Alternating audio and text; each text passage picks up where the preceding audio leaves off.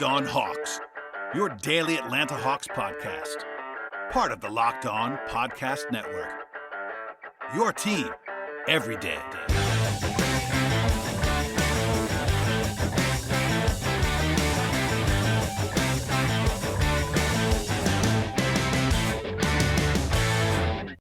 Hello, friends. Welcome to episode 1190 of the Locked On Hawks podcast. I am your host, Rowland, coming to you on a Thursday evening to break down what became a very, very nice win for the Atlanta Hawks, 130-124 at home over the Chicago Bulls in a game that was very entertaining, a back-and-forth contest, and there was some heroics late from Trae Young in particular, and also a hat tip to Bogdanovic, who had a huge shot down the stretch as well for the Hawks. But Trae individually sort of avenges one of his worst games of the season last week in Chicago.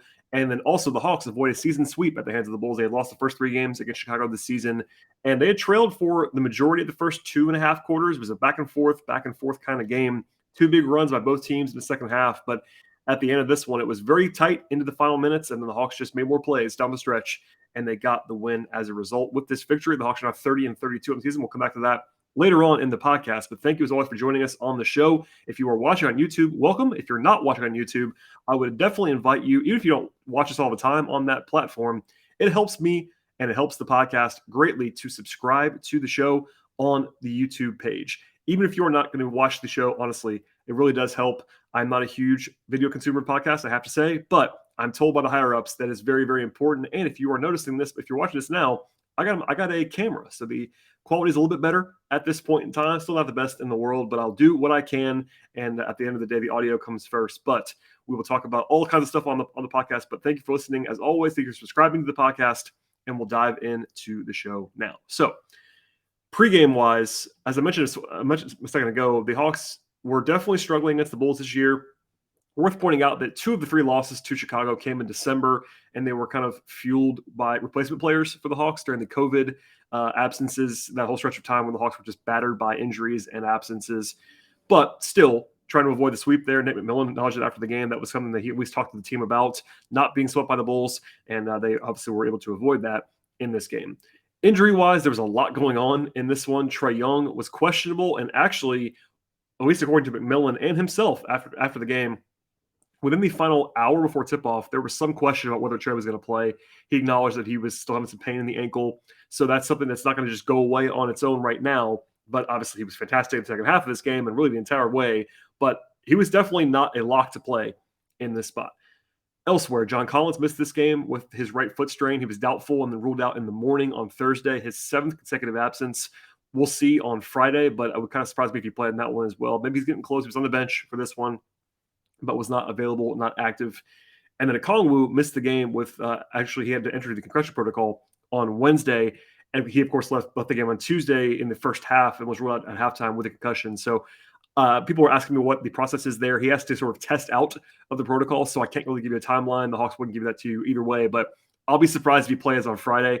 We'll see after that. But obviously a weakness behind him, behind Capella. They had to play Gorgie Jang in this game. We'll come back to that in a second. There was a return by Lou Williams in this game. He came back after missing the last 2 with left hip discomfort. He played his normal backup point guard role in this spot, and they actually, before the game, recalled Sharif Cooper back to Atlanta. But once Lou was going to play, even if he didn't play, the nightly roundup of people that want to see Sharif and Jalen Johnson, I totally understand that. But right now, no indication those guys are going to be too close to playing, barring injuries ahead of them. On the Bulls side, they were missing 3 guys that have been out for a while, but still noteworthy to mention them: Lonzo Ball, Alex Caruso, and Patrick Williams. 3 of their best defenders. That's probably worth noting because Chicago's defense was very bad at times in this game. But I'll say this.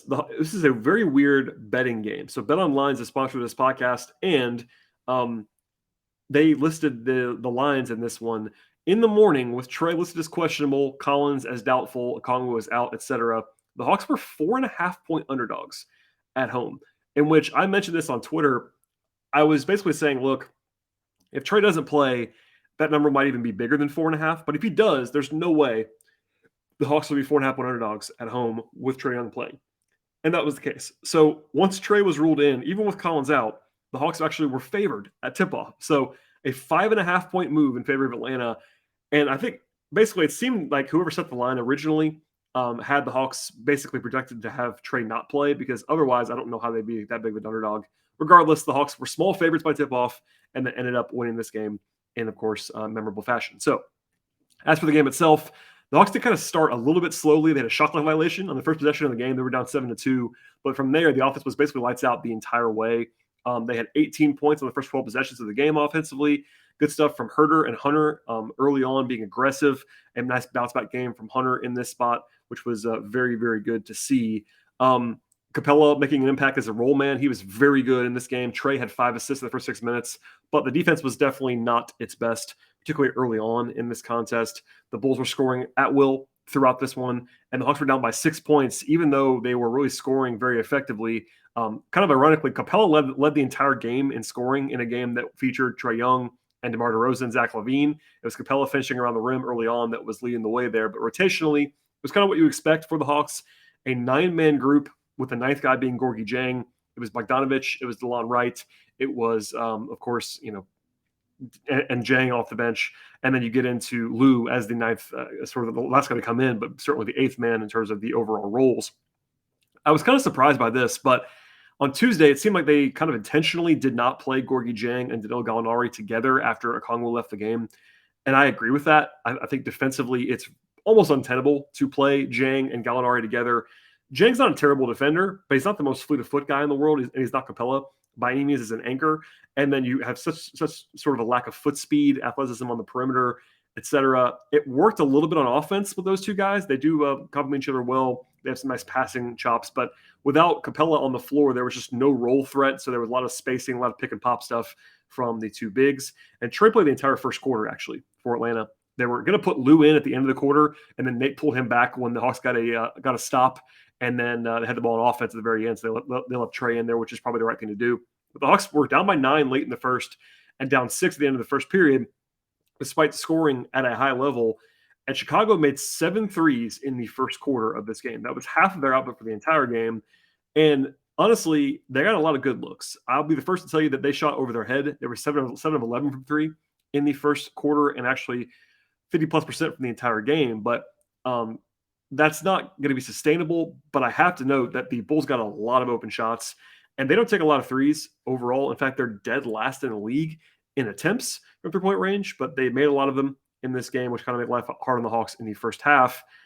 Elsewhere, though, in the second quarter, they went to this bench lineup, and Dieng actually had a really good stretch on offense. He had a couple of nice passes to cutters for layups, hit 2 threes in the first 6 minutes that he played in the second quarter. So a good stretch from him. Sort of some bonus gravy, I would say, offensively for Atlanta. The Hawks cut it to 2 at one point, but they trailed the entire second quarter, basically.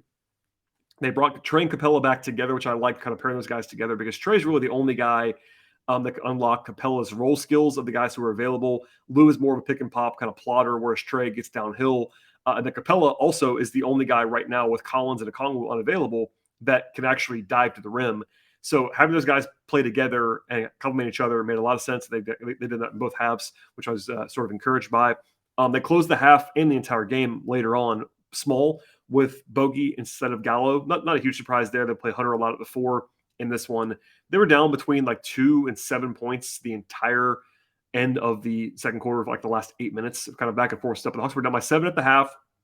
The offense did kind of stagnate a little bit late in the first half after being awesome. And even this is sort of a nitpick in some ways, but Trae got a little bit ISO heavy, I thought, late in the first half, and the results were a little bit middling. But still, down 7, despite the defense being as bad as it was, is a credit to the offense. The process wasn't like incredible in the first half. They still scored about 119 points per 100 possessions. That's obviously very good. Got to the line 12 for 12. 1 turnover in the first half, which is a huge factor to sort of, I would say, counteract the lack of burst around the rim that the Hawks had at times. Trae had 16 in the first half, and every rotation guy, except for Lou Williams, had 5 points or more at halftime. But defensively, the Hawks were allowing a ton of points to the Bulls, a 134 offensive rating by Chicago in that first half. They shot it great, even though they had great looks. That was unfortunate. And also when Capella sat, the Hawks had a lot of trouble defending the glass, which is not a new phenomenon, but worth pointing out anyway. Alas, the second half was very eventful. We'll get into all the big runs back and forth and, of course, the heroics late in the game. But first, a word from our sponsors on today's podcast.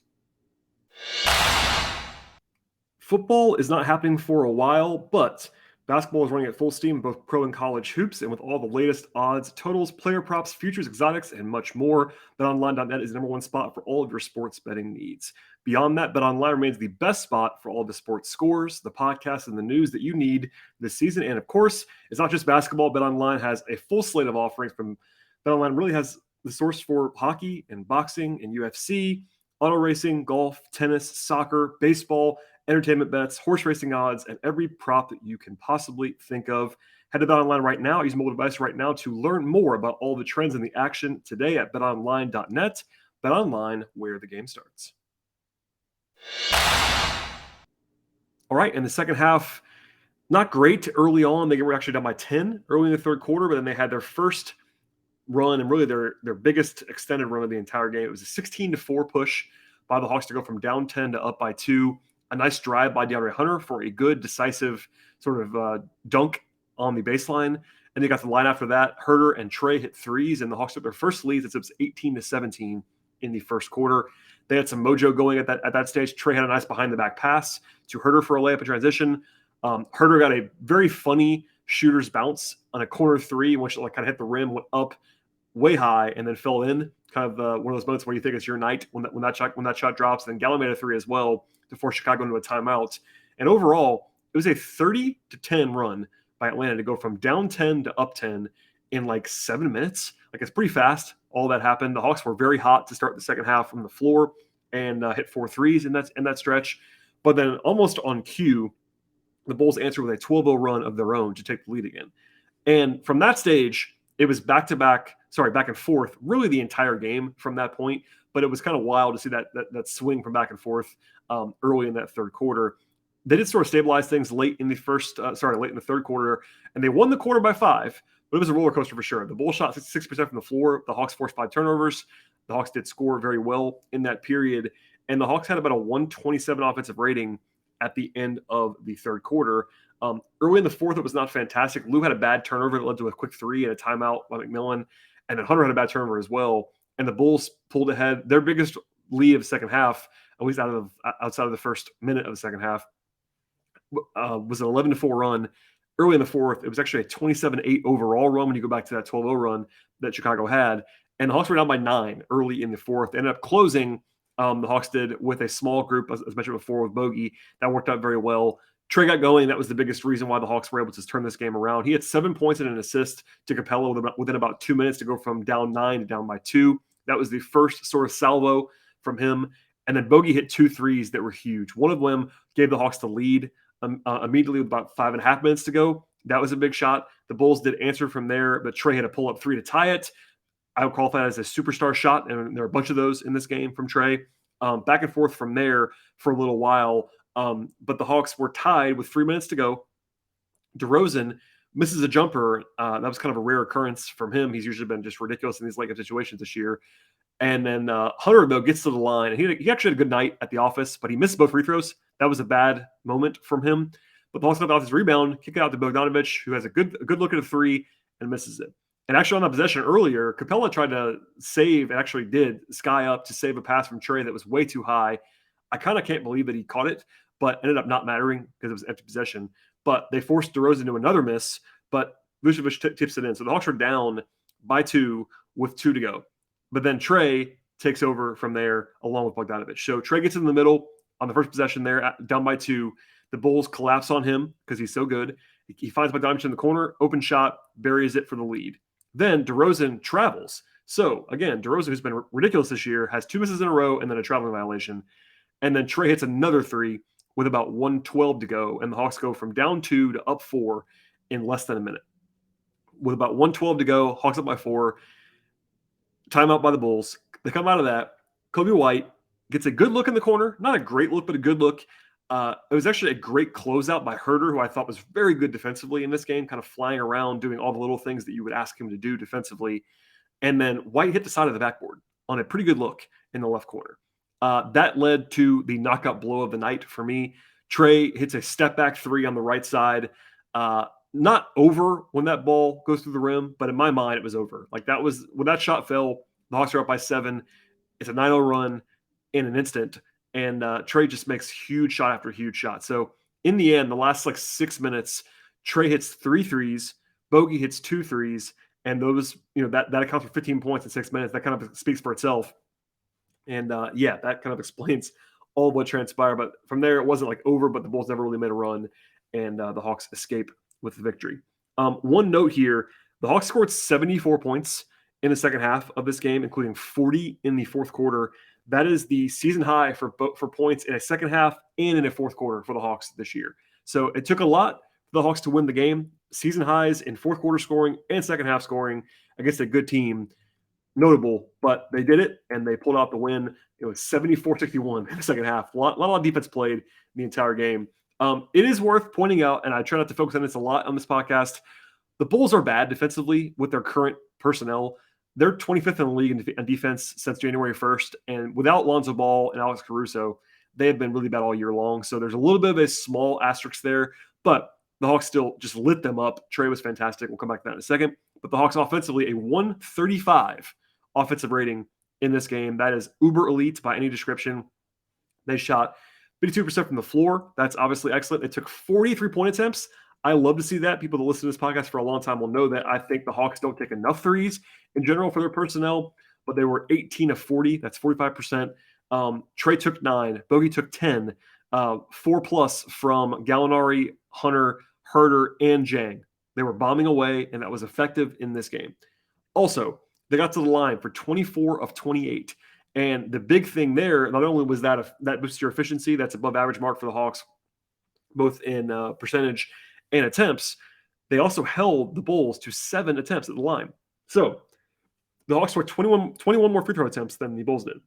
That is a huge, huge X factor, and that's very, very effective stuff from Atlanta. Beyond that, 6 turnovers in the game. Only 1 in the first half, 5 in the second half. That's a huge advantage as well. 26 assists is above average for them as well.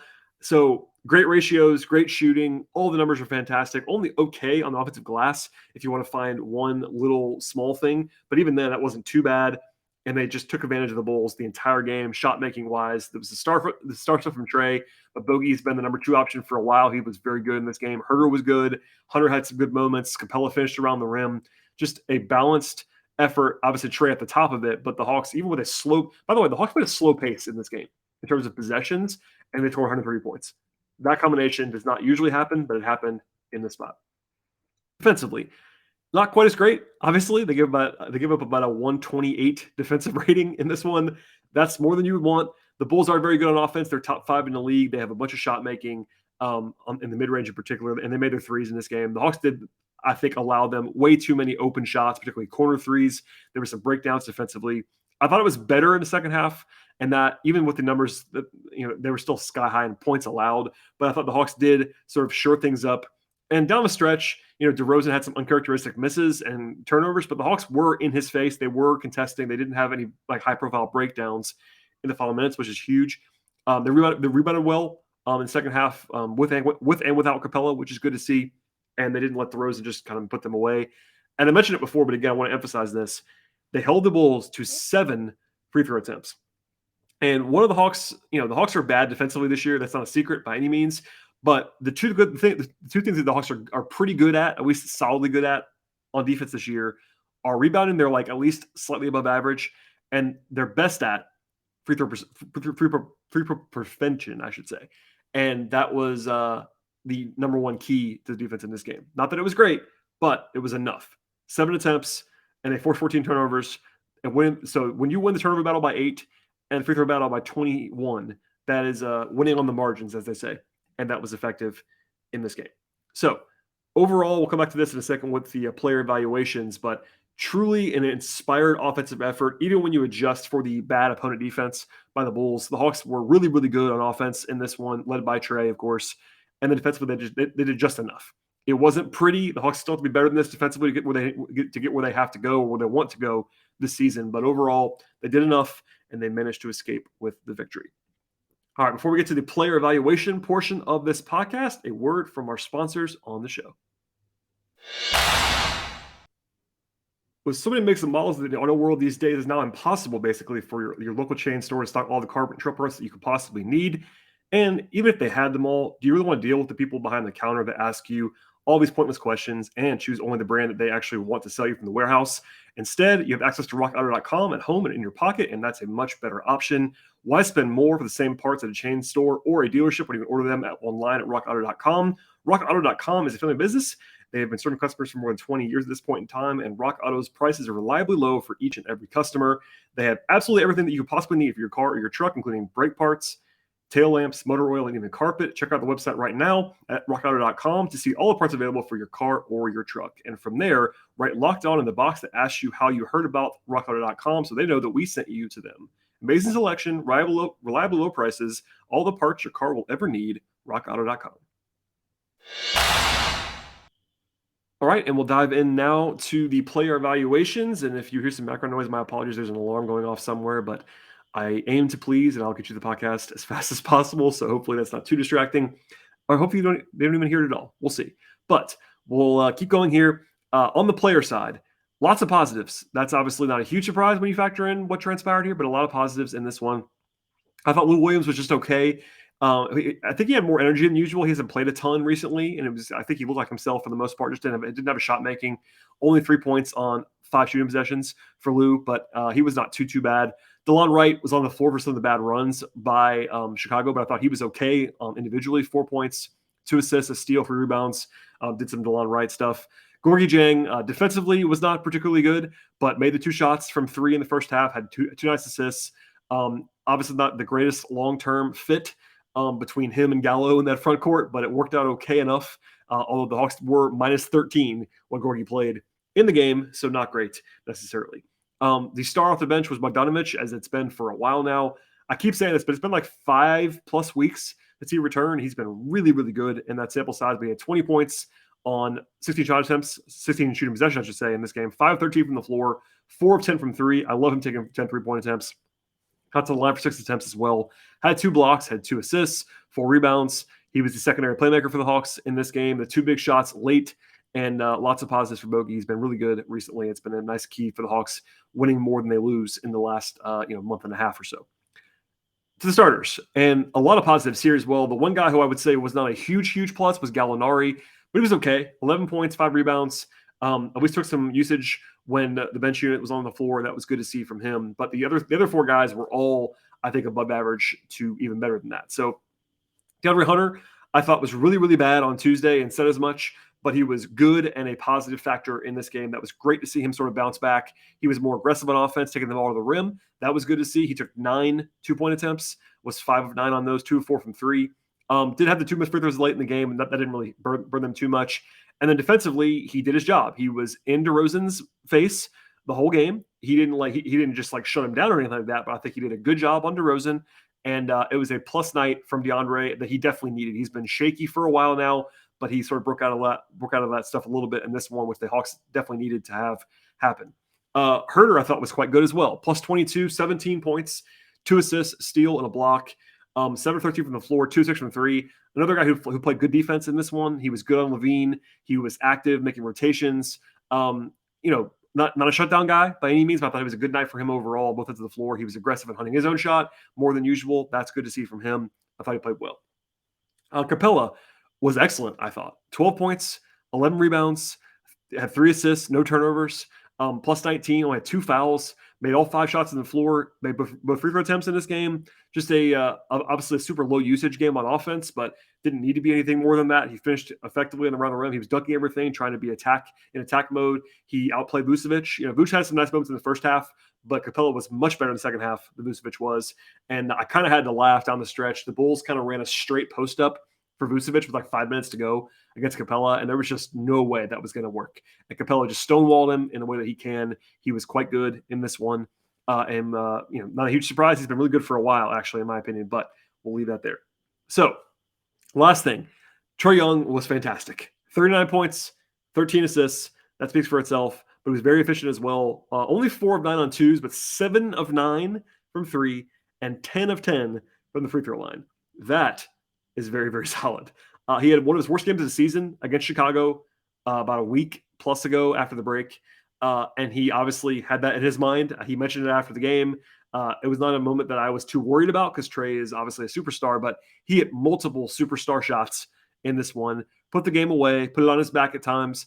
You could certainly say there was a little bit too much ISO ball at times, but when he's cooking like that, you can't really complain too much about that. And 7-9 from 3, he was dialed in and had the whole thing going in this one. And obviously he is, there's sun, moon, and the stars, and that worked out very well for them in this game. So from here, the standings, the Hawks are tied now with the Hornets for 9th in the East. That's positive development overall, but the big swing in their favor was a 1-game jump against Brooklyn. Brooklyn is now only 1 game ahead of Charlotte and Atlanta for the 8th spot because the Nets lost on Thursday. Now, I will say the Nets did get Kevin Durant back on Thursday, which is a little bit worrisome for the Hawks because in my mind, the Nets are better than the Hawks if they had Kevin Durant, and Kevin Durant is now back and playing. I know they lost tonight, but it was against the Heat, and the Heat are very good. So I would imagine and certainly give the Nets the favored status in that head-to-head, given they have a game lead on the Hawks and they have Kevin Durant back. But they're only one game back of the Nets at this stage, and that is a very good sign. Even if you want to dream even bigger than that, they're 4 behind Toronto as we speak, and they're 6 behind Cleveland, who has now fallen to 6th in the Eastern Conference. Obviously, with a short period of time, only 20 games left, the Hawks would probably have to go something absurd to get actually into that 6th spot, especially, but even in the 7th spot, being that they're 4 games behind Toronto. But it's doable if they have a big run to end the season. But even if you want to just avoid that 9-10 matchup, that's now 1 game away and much more attainable than it was even a couple of days ago. From here, the Hawks have a very interesting challenge on Friday. So they play Washington on the road. I've been pretty candid recently on podcasts with Ben Ladner and elsewhere. The Wizards are not very good. They had a nice start to the season, probably overachieving a little bit, but they've been pretty bad for a while. But they are the closest team to the Hawks in the standings behind them. They're only a game and a half behind the Hawks, and they're in 11th place. So on paper, it's a road game. Nothing is assured on the road. But I have to just mention this because it's my brand. This is an exceptionally difficult schedule spot for the Hawks on Friday. It's about as big of a disparity in schedule strength / favoritism as you can see in the NBA. So on the Washington side, they had 2 days off. They played on Tuesday at home. They did not play Wednesday. They did not play Thursday. So they've been at home since that game. No travel, 2 days off, and they play at home again on Friday. So 2 full days off, no travel. The Hawks have to travel after the game tonight on a back-to-back, plus their injury concerns with Trae. Obviously, he was great in this game, but he acknowledged that his ankle is still hurting him. You have John Collins in limbo. You have Kongwu in limbo. The Wizards did already rule out Beal and Porzingis for the game on Friday. They had to actually put out injury report early because they did not play today. But the Hawks are the better team in my mind. They'll be, if it was on a neutral court with neutral rest, the Hawks would certainly be favored in the game. No question about that. But this is one of those spots that people in the league will always point to as being like almost punitive against the Hawks. They can obviously win it. They are the better team, but it's one of those games you just have to circle in terms of like there's some difficulty to navigating this one on the road, short rest, etc. So we'll see. I'll be interested to see how they respond, how Trae's ankle responds, if Collins can maybe get a little bit closer to playing. Can Lou play a back-to-back after missing some time? Some real questions about the rotation and who's available, but we won't know the injury report until midday on Friday, so that will not be covered on this podcast. But just keep that in mind. I understand the Hawks are better than the Wizards, but it's a road game, number 1, rest stuff, number 2, tough spot, injuries, etc. So nothing's assured, but again, I want to just emphasize that Washington does not have Beal or Porzingis, so that's probably a little bit favorable in there. And on Atlanta's side, you want to find something to be positive about in this one. So I've said a lot about this game and about tomorrow's game, but with this win, the Hawks are now 29-31, 20 games to go, a nice round number the rest of the way. They're going to have to do better than this. Through 62 games, they're still under 500, but they are 19-13 at home. They have 9 more home games, but they have 11 on the road. So they have to be better on the road than they've been so far. Home games are interesting enough. But, some challenges lie ahead. But if you want to just focus on the night, I know Hawks fans definitely listen to this podcast and consume content more when the team wins. And it was a fun one. I have to say, as a sort of last point on this podcast, the energy in the arena on Thursday was excellent. It was popping down the stretch. Obviously, it's a great game. That always helps. But, this is a city. It was actually, there was a piece by Alex Kennedy on basketball. I think it was Basketball News, something like that, today on Thursday, noting that Atlanta is once again in the top 10 markets in the NBA for national TV games, not even just the local TV market, but the national TV games, like whenever there's a game on TNT, ABC, ESPN, Atlanta's a top 10 market for that consumption. And I've said this forever, but if you're a new listener, you may not have heard me say it before. Atlanta is an NBA town. It has not always been a Hawks town. It's been more of a Hawks town recently because of last year, because of Trae Young. But it's a reminder that this is a city that enjoys basketball. And if the Hawks put a product out there that's not so frustrating, maybe people be a little bit more on board with that. But a fun night at the office for the Hawks between the win and Trae's heroics, etc. Good to have a superstar on your side, that's for sure. And we'll touch on much more on tomorrow's podcast, because we'll have a podcast as always after the game, Hawks Wizards. I will say, if you're a new listener, with only a few exceptions per season when I just cannot do it for whatever reason via travel, I will almost always have a podcast after every game. That would definitely be the case on Friday. Please subscribe to the show. If you have not already done that, I definitely encourage you to do so. If you already have, thank you very, very much for that. And one more plea to subscribe to the YouTube channel. I've been, I guess I've said this out loud a couple different times, but my goal for the YouTube channel is to get to 1,000 subscribers by the end of the season. We are on our way, but we cannot do it without you. So please, please, please go ahead and do that. It takes just 2 seconds. Even if you're not going to follow up and watch a ton on YouTube, it's a very easy thing to do, to subscribe and also to help the show out.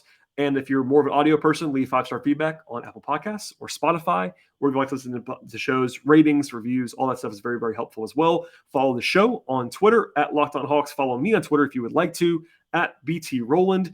Thank you for listening to the podcast, everybody, and we'll see you after the game on Friday.